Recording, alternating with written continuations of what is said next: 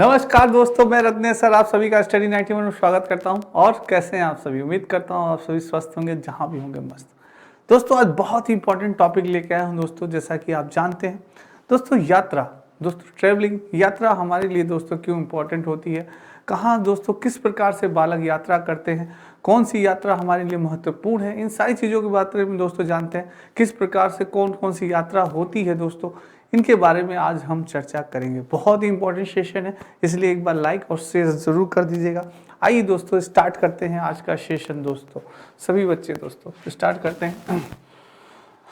दोस्तों ये आपके स्टडी 91 में यूपी टेट की बुक आ चुकी है और ये हिंदी इंडिविजुअल का नया बैच, ठीक है। चलिए दोस्तों, यात्रा, दोस्तों सबसे पहले हमारे प्रश्न मन में उठता है कि आखिर यात्रा होती क्या है।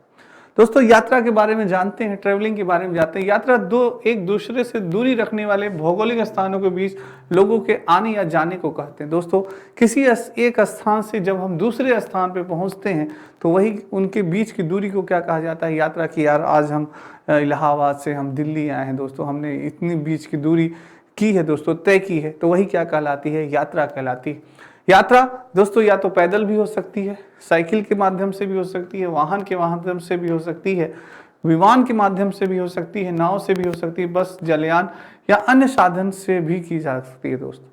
तो दोस्तों जैसे कि हर देश में दोस्तों यात्रा करने की कई सुविधाएं होती हैं जो कि अलग अलग प्रकार की होती है।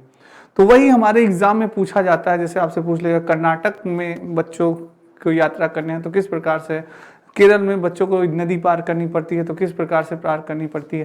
तो ऐसे ही क्वेश्चन हमारे एग्जाम में पूछे जाते हैं सीटेट में। यात्रा से संबंधित कौन सी यात्रा सबसे सस्ती या सरल मानी जाती है, कौन सी यात्रा सबसे तीव्र मानी जाती है कि हम बहुत ही जल्दी वहां पहुंच सकते हैं, तो ऐसे क्वेश्चन पूछते हैं दोस्तों। तो इनके सारे बारे में आज चर्चा होगी।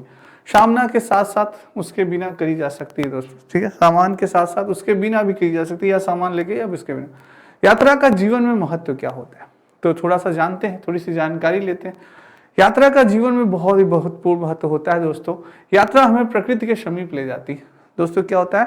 नेचर प्रकृति के समीप ले जाती है दोस्तों। आप मान लीजिए आप इलाहाबाद में रह रहे हैं दोस्तों, या आप दिल्ली में रह रहे हैं, पर दोस्तों आप अगर कभी उत्तराखंड गए हो, जम्मू कश्मीर गए हो, तो आपको रियल में पता चलेगा कि नेचर की खूबसूरती क्या होती है, प्रकृति की खूबसूरती वहां पे देखने को आपको मिलेगा दोस्तों। यानी कि कश्मीर को स्वर्ग कहा जाता है दोस्तों। तो ऐसे स्वर्ग नहीं कहा जाता, वहाँ की वाकई में प्रकृति की जो खूबसूरती होती है, आप उसे देखेंगे तो आपको लगेगा कि वाकई में कि जो स्वर्ग है हमारे पृथ्वी लोक में भी स्वर्ग है। तो वो चीज़ है दोस्तों। तो नेचर से आप समीप होंगे, पर आप अपने ही अगर शहर में है तो दोस्तों आप कैसे उस नेचर के बारे में सुनते होंगे? आप सभी ने, हमने पुस्तकीय ज्ञान अर्जित किया है या वीडियोस में देखा होगा आपने, पर दोस्तों जो फील करके जाके वहां पे जो फील किया जाता है उसका अनुभव अलग होता है दोस्तों। तो वो चीज़ है। प्राकृतिक सुंदरता तथा शांति आंखों का आनंद प्रदान करती है। जो प्राकृतिक सुंदरता होती है दोस्तों वो हमारे मन को शांति और हमारे आंखों को भी आनंद प्रदान करती है दोस्तों। कुछ समय के लिए हम अपनी रोज की मुसीबतों को भूल जाते हैं। यात्राओं से हम जीवन के साहसिक अनुभव प्राप्त कर सकते हैं दोस्तों। जब हम यात्रा करते हैं तो हमें विभिन्न प्रकार के लोग मिलते हैं, विभिन्न प्रकार की भाषाओं से संबंधित लोग मिलते हैं। तो हमें दोस्तों भाषाओं का भी विकास होता है, ज्ञान का। अरे यार इस प्रकार से भी भाषा बोली जाती है, यार इस प्रकार से भी लोग होते हैं। अलग अलग लोगों के व्यक्तित्व का हमें पता चलता है, व्यवहार का पता चलता है। अरे यार ऐसा भी लोग व्यवहार कर सकते हैं, ऐसा भी जीवन होता है लोग दोस्तों। तो जब दोस्तों आप सोचेंगे कि जब आप अपने ही शहर में, तो आप सोचेंगे बस इतना ही बड़ा शहर होता है, बस यही दुनिया है। पर दोस्तों जैसे ही आप अपने शहर से बाहर निकलेंगे तब आपको लगेगा कि अरे नहीं यार, दुनिया में तो बहुत से विचित्र लोग हैं, दुनिया में बहुत से विचित्र प्राणी हैं, बहुत से विचित्र जीव हैं, जंतु हैं, पक्षी हैं दोस्तों, और चीज़ें हैं, वनस्पतियाँ हैं। तो ये चीज़ें हैं, जब आप निकलेंगे बाहर तब आप उन चीज़ों से परिचित हो पाएंगे दोस्तों। वीडियोस और सुनने का अनुभव अलग होता है, और साक्षात जब चीज़ों को आप देखते हैं तो उसका अनुभव अलग होता है दोस्तों। लोग कहते हैं कि शेर आपने देखा होगा दोस्तों, वीडियोस में देखा होगा, फिल्म में देखा होगा, मूवीज, पर साक्षात जब आप शेर को देखेंगे दोस्तों तो उसका अनुभव अलग ही कुछ होता है। तो वो चीज़ है। नेक्स्ट है दोस्तों, यात्रा से लाभ। दोस्तों यात्रा से लाभ क्या होता है? यात्रा स्वयं की एक पहचान बनाने के लिए दोस्तों, स्वयं की एक पहचान बनाने के लिए कि हाँ आपको अनुभव है दोस्तों कि हाँ हम गए हैं, कश्मीर गए हैं, दिल्ली गए हैं, बम्बई गए हैं, उत्तराखंड गए हैं, सारी चीज़ों का आपको अनुभव है, सारी चीज़ों का आपको ज्ञान होता है। तो ये भी होता है स्वयं पहचान, अपने व्यक्तित्व को निखारना, अपनी पर्सनालिटी को निखारना। तो आप जब जाएंगे वहाँ पे तो वहाँ की चीज़ों के बारे में आपको सारी जानकारी होगी दोस्तों। तो ये होता है आपके अंदर की निरस्ता को दूर हो, जो आपके अंदर निरस्ता है दोस्तों वो दूर हो जाएगी कि अरे यार बस, जैसे हो जाता है ना, निगेटिव पावर्स जो होते हैं दोस्तों धीरे धीरे क्या होते हैं, खत्म हो जाती है, वो एक्टिव हो जाएंगे आप दोस्तों, पॉजिटिव थिंकिंग आएगी आपके पास, नई चीज़ों को महसूस करते हैं हम, नई चीज़ों को दोस्तों क्या करते हैं हम महसूस करते हैं। इसलिए कभी कभी समय निकाल के आदमी को यात्रा करनी चाहिए दोस्तों, ठीक है। नेक्स्ट है दोस्तों मानसिक तनाव तथा चिंता को दूर करने के लिए। जो दोस्तों मानसिक तनाव होती है, चिंता, दोस्तों लाइफ में सभी के कुछ न कुछ चिंता होती है, मानसिक तनाव होता है। तो उसको दूर करने के लिए थोड़ा सा हमें समय चाहिए दोस्तों। थोड़ा सा कभी कभी ये होता है कि आदमी ऊब जाता है एक ही तरह के कार्य करते हुए, तो थोड़ा सा हमें रिलैक्समेंट चाहिए दोस्तों, अपने माइंड को भी हमें रेस्ट देना चाहिए, बॉडी को भी रेस्ट देना चाहिए दोस्तों। तो उसके लिए थोड़ा सा हमें क्या होनी चाहिए, अपने आप को भी छुट्टी देनी चाहिए कि हाँ चलिए भाई छुट्टी है अपना, क्योंकि हमेशा दोस्तों आदमी वर्क करते करते लोड इतना हो जाता है, तो वो चीज़ है। तब दोस्तों मानसिक तनाव हो जाता है, चिंता में चला जाता है। तो इसलिए इसको दूर करने के लिए, मानसिक तनाव को, चिंता को, अपने आप पे भी समय देना पड़ता है, अपने सामाजिक दायरा बढ़ाने के लिए, अपने के आत्मविश्वास बनाने के लिए और नई संस्कृति को समझने के लिए। जब आप बाहर निकलेंगे दोस्तों तब आप नई संस्कृति को देखेंगे, धर्म को देखेंगे, भाषा को देखेंगे, कल्चर्स को आप देखेंगे, अरे यार इस प्रकार की भी संस्कृति होती है, इस प्रकार के पहनावे होते हैं, इस प्रकार की भी वेशभूषा होती है, तो वो भी आपको दोस्तों देखने को मिलेगा, ठीक है। नेक्स्ट चलते हैं चार धाम। दोस्तों ये होता है ना, चार धाम आपने नहीं किया तो क्या किया, चार धाम दोस्तों कहा जाता है। तो चार धाम के अंतर्गत आखिर आते क्या है, तो दोस्तों जो चार धाम हैं वो आपके हैं बद्रीनाथ और केदारनाथ और दोस्तों गंगोत्री और आपका क्या है यमुनोत्री। ये आपके चार धाम होते हैं दोस्तों। कहा जाता है ना, माता पिता कहते हैं अरे यार चार धाम हो लिए बस हमारा जीवन पुण्य हो गया। तो चार धाम के बारे में भी जानते रहिए दोस्तों, क्या होता है। बद्रीनाथ, केदारनाथ, गंगोत्री और यमुनोत्री, यह यात्रा या तीर्थ यात्रा चार पवित्र स्थल हैं दोस्तों। ये क्या है, चार पवित्र स्थल होते हैं, यमुनोत्री, गंगोत्री, केदारनाथ और बद्रीनाथ की यात्रा, जो कि हिमालय में उच्च स्थान पर स्थित है दोस्तों। ये सारी चीजें कहाँ हैं, हिमालय में है, उच्च स्थानों पे हैं दोस्तों। तो हिंदी में चार का अर्थ होता है चार, और धाम का अर्थ धार्मिक स्थलों से होता है। ये सारी धार्मिक स्थल हैं दोस्तों, बहुत ही इंपॉर्टेंट हैं। कभी आपको समय मिले तो आप जाइए जरूर दोस्तों, ठीक है। नेक्स्ट है यातायात संकेत के रंग। दोस्तों कुछ हमें यातायात संकेत के आपने देखे होंगे ट्रैफिक पे, कभी आपने जानने होगा दोस्तों। बच्चों को आप बताइए, लोगों को जागरूक करिए, बताइए कि क्या होता है कि जब लाल कलर जलती है तो उसका मतलब क्या होता है, और जब पीली जलती है तो उसका मतलब क्या होता है, और जब ग्रीन कलर जलता है, राइट जलती है तो उसका रंग मतलब क्या होता है। उसमें तीन रंग की यातायात संकेत में तीन रंग की लाइट होती है, जिसमें लाल, पीले और हरे रंग की होती है दोस्तों। क्या होता है, लाल होता है, पीला और हरा। देखिए कभी कभी क्वेश्चन बनेगा, कैसे क्वेश्चन बनेगा कि यातायात के संकेत कितने रंग, कौन सा रंग नहीं होता, कौन सा रंग नहीं होता पूछ लेगा दोस्तों। लाल दे दिया, पीला दे दिया, हरा दे दिया और काला दे देगा। क्या दे देगा, काला दे देगा। ऑप्शन ए लाल, ऑप्शन बी पीला, ऑप्शन सी हरा, ऑप्शन डी काला। कौन सा रंग नहीं होता भैया, काला नहीं होता। कौन सा नहीं होता, काला नहीं होता, लाल, पीला और हरा होता है। ऐसे क्वेश्चन आपसे बनते हैं दोस्तों। तो हर एक पॉइंट बहुत इंपॉर्टेंट है। और दोस्तों किस प्रकार से क्वेश्चन बने, ये कला अगर आपके अंदर आ गई ना, तो आप उस पॉइंट्स को पढ़ेंगे दोस्तों कि हाँ यार ये पॉइंट है। पूछ लिया चार धाम कौन से हैं, कौन सा धाम नहीं है, तो दोस्तों बद्रीनाथ दे दिया, केदारनाथ दे दिया, एक धाम नहीं दिया, दूसरा कुछ दे दिया। तो आपको जब मालूम है कि हाँ भाई चार धाम कौन से होते हैं, तो आप जल्दी से बता दें, याद है आपको कि हाँ भाई बद्रीनाथ है, केदारनाथ है, गंगोत्री है, यमुनोत्री है। गंगा, यमुना, यमुनोत्री याद कर लीजिए। केदारनाथ, बद्रीनाथ, गंगोत्री, यमुनोत्री। ऐसे दोस्तों गंगा यमुना आपको याद ही है, तो वही गंगोत्री और यमुनोत्री है, बद्रीनाथ, केदारनाथ, चार धाम आप ऐसे याद कर लीजिए। तो ये दोस्तों आपसे घुमा के कुछ भी क्वेश्चन पूछा जा सकता है। सीटेट में दोस्तों इस बार आप देखे होंगे तो ईवीएस में कुछ भी क्वेश्चंस, रिलेटेड क्वेश्चन पूछे जा रहे हैं कि जो कि आपसे रिलेटेड हो दोस्तों, तो जीवन से रिलेटेड हो, आपके एनसीईआरटी से रिलेटेड हो, तो ये चीजें पूछी जा सकती हैं दोस्तों, ठीक है। तो ये सब सामान्य चीजें हैं दोस्तों, सामान्य चीजों को ज्यादा क्वेश्चन पुटअप कर रहा है दोस्तों। जब आपका लाल रंग होता है, जब रेड लाइट्स आपकी जलती है, तो उसका मतलब होता है स्टॉप, क्या होता है, लाल का मतलब होता है स्टॉप, यानी कि रुक जाइए। क्या होता है दोस्तों, स्टॉप होना, यानी कि आपको रुक जाना है। और येलो दोस्तों, जब पीला रंग आपका जल रहा है तो यानी वेट करिए। आप क्या क्या करना है, वेट करना है दोस्तों। येलो का आपका मतलब होता है वेट करना, पीले रंग में यानी कि आपको रुकना है। और जैसे ही आपका ग्रीन सिग्नल होगा तो उसका मतलब होता है चले जाना दोस्तों। हरे का क्या होता है, चले जाना होता है। तो ये चीज है दोस्तों, लाल पीले हरे, ये 3 तरह की लाइट आपकी होती है ट्रैफिक में, आपने देखा होगा दोस्तों। तो ये चीज भी है दोस्तों, हमारे जीवन से संबंधित ही क्वेश्चन पूछे जाते हैं, क्योंकि आप प्राइमरी में दोस्तों अध्यापक बनने जा रहे हैं। तो अध्यापक बनने जा रहे हैं तो आप बच्चों को दोस्तों हमारे समाज से जुड़ी हुई चीजें, कि कैसे दोस्तों ये सिंबल किसका होता है, ये सिंबल आपका चिकित्सक का सिंबल होता है, और चीजें हैं दोस्तों, ये सिंबल है बैन है दोस्तों, ये है। ऐसे ही खतरा होता है, इलेक्ट्रिक का होता है, कई चीजें हैं, सिंबल्स भी दोस्तों बने होते हैं, जो कि आपको बच्चों को बताना पड़ता है कि बच्चों ये चीजें आपने देखी तो आप समझ जाइए, ये एम्बुलेंस है, ये पुलिस का ये है, आपका देखता है, आपने देखा होगा ऐसे पुलिस का होता है रेड और ब्लू, ये होता है। ये दोस्तों रेड लाइट होती है बच्चों, ये क्या कहते हैं, रेड और ब्लू और ग्रीन, ये लाइट होती है येलो। तो ये आपको बच्चों को बताना पड़ेगा, बच्चों को समझाना पड़ेगा दोस्तों। तो इसलिए ही आपसे ये क्वेश्चन पूछे जाते हैं कि पहले आपको नॉलेज है कि नहीं है। तो ये चीज है दोस्तों, ठीक है। यातायात के प्रकार अब बात करते हैं तो दोस्तों मेन तो 3 प्रकार के यातायात होते हैं। एक होता है जल मार्ग यातायात, थल मार्ग यातायात और हवाई यातायात दोस्तों, ये 3 होते हैं। थल मार्ग में ही दोस्तों आपकी रेल यात्रा आ गई दोस्तों, और पाइपलाइन यात्रा भी बहुत होती है, पाइपलाइन भी यात्रा कुछ लोग करते हैं, और पैदल यात्रा हो गई। ये सारी चीजें आपकी थल मार्ग में ही आ जाती है। तो दोस्तों अगर आपसे पूछा जाए कि सबसे सस्ता कौन सी यातायात होती है, तो आप समझ लीजिए दोस्तों, जो जल मार्ग होता है सबसे यातायात का सस्ता होता है दोस्तों, सस्ता साधन होता है। यानी कि यातायात का सबसे सस्ता साधन अगर आपसे कोई पूछे तो वो होता है जल मार्ग दोस्तों। बहुत ही आसान है दोस्तों, नाव के द्वारा और भी किसी चीज बड़ी जहाजों के द्वारा आप जल मार्ग के माध्यम से कहीं भी दोस्तों सफर कर सकते हैं। बहुत ही सस्ता पड़ेगा आपको, ज्यादा महंगा नहीं पड़ेगा।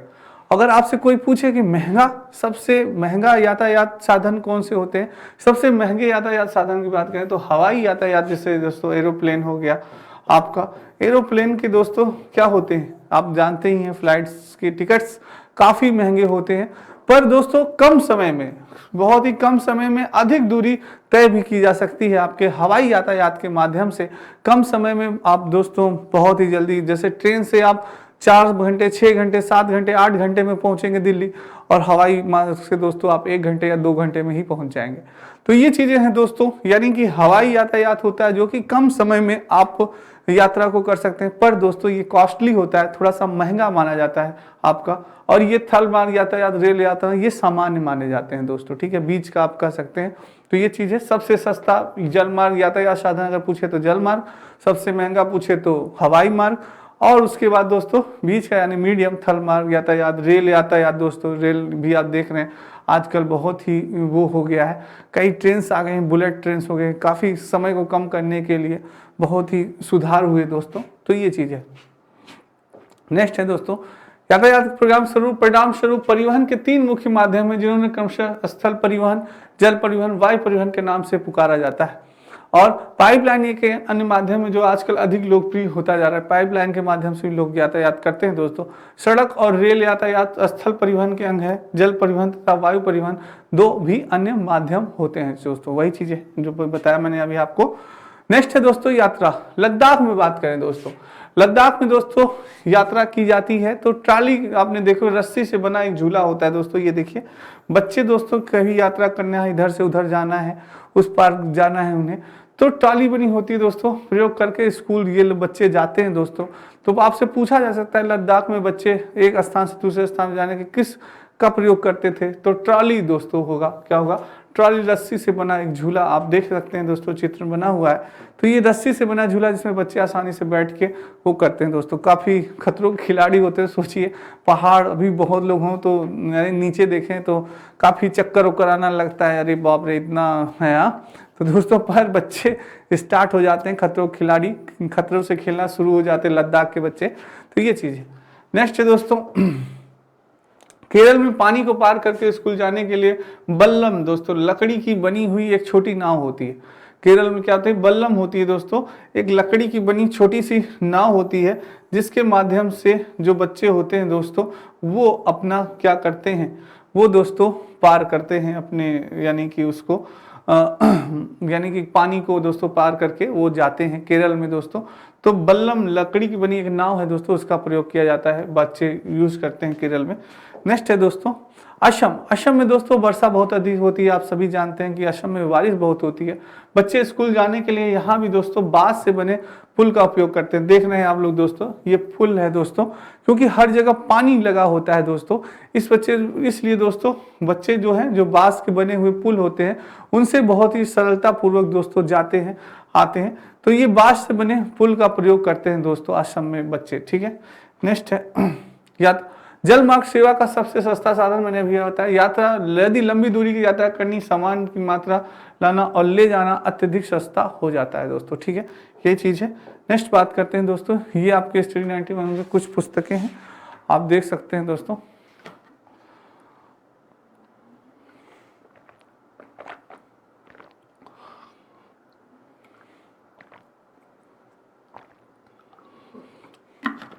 चलिए दोस्तों नेक्स्ट चलते हैं। सबसे महंगा साधन दोस्तों, मैंने अभी आपको बताया वायु परिवहन सबसे तीव्र किंतु महंगा परिवहन साधन है, जिसके माध्यम से लंबी दूरी कम समय में तय की जाती है। मैंने अभी आपको बताया दोस्तों कि ये एरोप्लेन के माध्यम से दोस्तों ये काफ़ी महंगा माना जाता है, कॉस्टली माना जाता है दोस्तों। और दोस्तों यानी कि पर दोस्तों इसमें एक फ़ायदा यही है कि आपको अगर कम समय में अधिक दूरी तय करनी है दोस्तों, तो आप इसका प्रयोग कर सकते हैं। बहुत ही कम समय में ये आपको अधिक दूरी तय करवा देगा दोस्तों। ठीक है, ये चीज़ है। नेक्स्ट दोस्तों यात्रा की बात करें तो उत्तराखंड में पहाड़ों के बीच ऐसी जगह पाई जाती है, पहाड़ों के बीच दोस्तों यात्रा में ऐसी चीज़ें पाई जाती हैं जहाँ पे चारों तरफ फूल ही फूल है, इस फूलों की घाटी कहा जाता है दोस्तों। उत्तराखंड में अगर आप कभी जाएँ तो देखिए दोस्तों फूलों की घाटी, देखिए कितना सुंदर लग रहा है दोस्तों, चारों तरफ रंग बिरंगे फूल। तो ये देखिए आप सिर्फ दोस्तों पिक एक देख रहे हैं, उसमें आपको दिख रहा है, और जब आप वास्तविक चीज़ों को देखेंगे तब दोस्तों आपको कितना अच्छा लगेगा। तो वो चीज़ है दोस्तों। ठीक है, ये फूल ही फूल, इसे फूलों की घाटी भी कहा जाता है। कहाँ की बात कर रहे हैं, उत्तराखंड में दोस्तों, ये उत्तराखंड की बात हो रही है। नेक्स्ट चलते हैं दोस्तों। अब बात उत्तराखंड के दोस्तों में उबड़ खाबड़, उत्तराखंड है दोस्तों, ये उत्तराखंड में उबड़ खाबड़ पथरीले रास्तों को पार करने से बच्चे स्कूल जाते हैं। जो दोस्तों उबड़ खाबड़ होता है, पथरीला होता है, बर्फ जमी होती है, तो बच्चे दोस्तों डंडा लिए हैं उसको पार करते हैं दोस्तों। ऐसे ही रास्ते से बच्चे पार करते हैं, खतरों खिलाड़ी बन जाते हैं दोस्तों। तो ऐसे डंडे लेके कि भाई जहाँ पे हो सहारा, डंडे का सहारा लेके रास्तों को पार किया जाता है दोस्तों। ठीक है, नेक्स्ट है राजस्थान में ऊंट गाड़ी। दोस्तों राजस्थान में आपने देखा होगा कि ऊंट दोस्तों, आप जानते हैं रेगिस्तान का जहाज, रेगिस्तान का जहाज किसे कहा जाता है, रेगिस्तान का जहाज, रेगिस्तान का जहाज,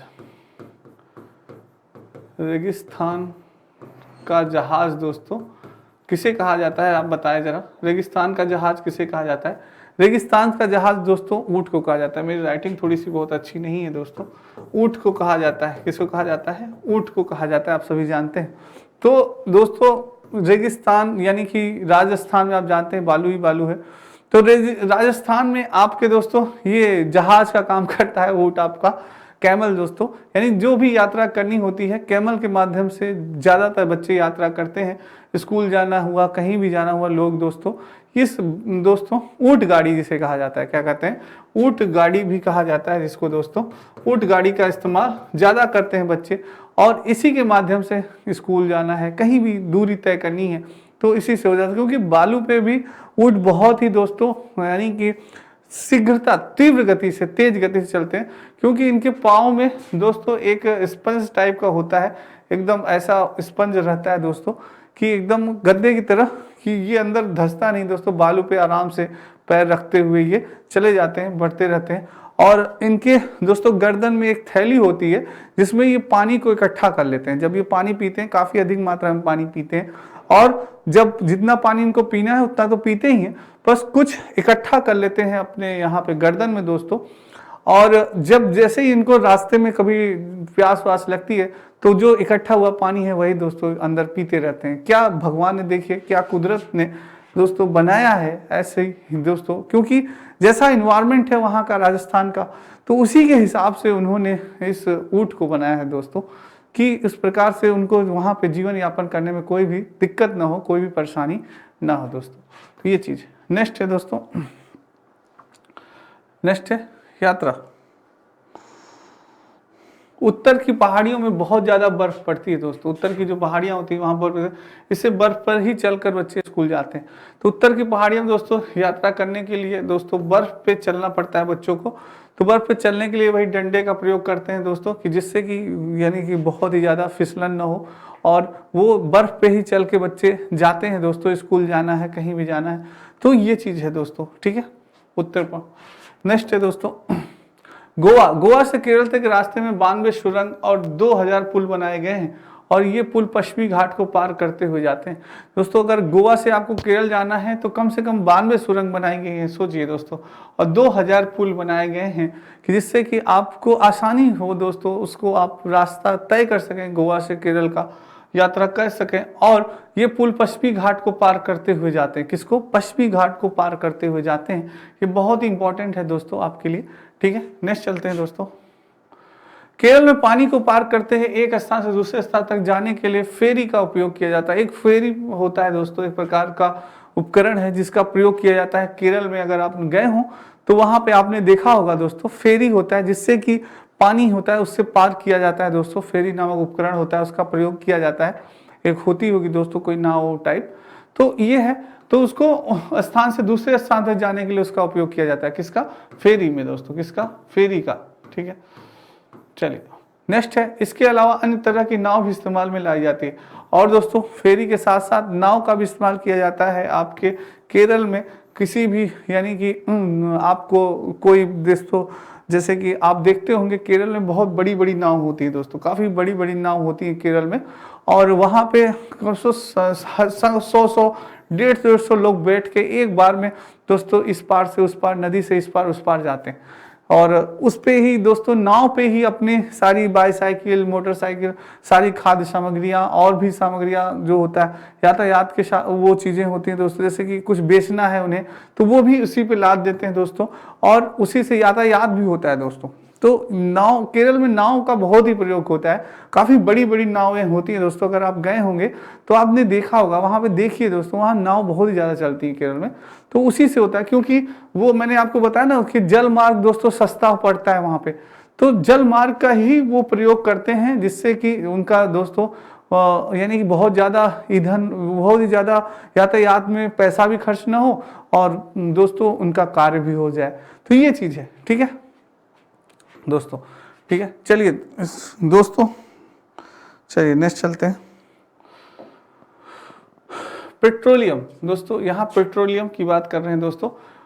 पेट्रोलियम बदबूदार, गाढ़ा तथा गहरे रंग का तेल होता है दोस्तों, और यह पृथ्वी की गहराई में चट्टानों के नीचे लवण जल की सतह से ऊपर तैरता रहता है दोस्तों। जो पेट्रोलियम होता है वो हमारा बनता है, आप जानते हैं दोस्तों, प्राचीन काल में जो हमारे बड़े बड़े पेड़ थे दोस्तों, और डायनासोर, कोई भी जीव जंतु, सारे जीव जंतु, जब उनकी मृत्यु हो गई दोस्तों, तो वो क्या हो गया, पृथ्वी के अंदर उनका क्या हो गया, पृथ्वी के अंदर वो दब गए दोस्तों, पृथ्वी के अंदर दब गए।